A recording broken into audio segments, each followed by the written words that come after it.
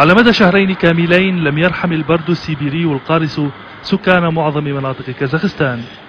انخفاض غير مسبوق في درجات الحرارة لم تسجله مصلحة الأرصاد الجوية منذ تأسيسها.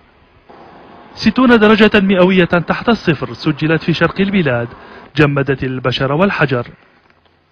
حتى أنابيب التدفئة لم تصمد أمام موجة البرد، ليزيد انفجارها من مشقة حصول الناس على الدفء، وليعقد من مهمة رجال الطوارئ في إنقاذ المنازل والسكان من خطر التجمد. في هذا الحي بمدينة أوستكاميناغورسك فجرت شبكة أنابيب التدفئة المركزية. بحيرة مياه ساخنة تحولت خلال دقائق معدودة إلى ساحة جليد حاصرت البيوت من الخارج والداخل. البيت مطمور بالجليد، انظروا من النافذة إلى داخل البيت لتروا كيف تجمد من الداخل.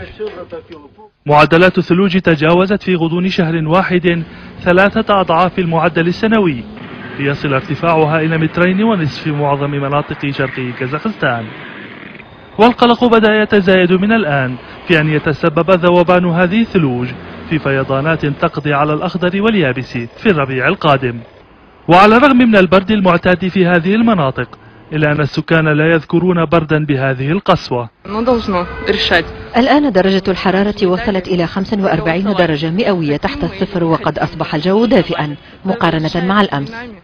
السلطات أعلنت حالة الطوارئ في شمال وشرق كازاخستان، فالحياة شبه مشلولة في هذه المناطق. حتى كاميرات التصوير لا يمكنها أن تعمل في هذه الظروف أكثر من 3 دقائق متواصلة.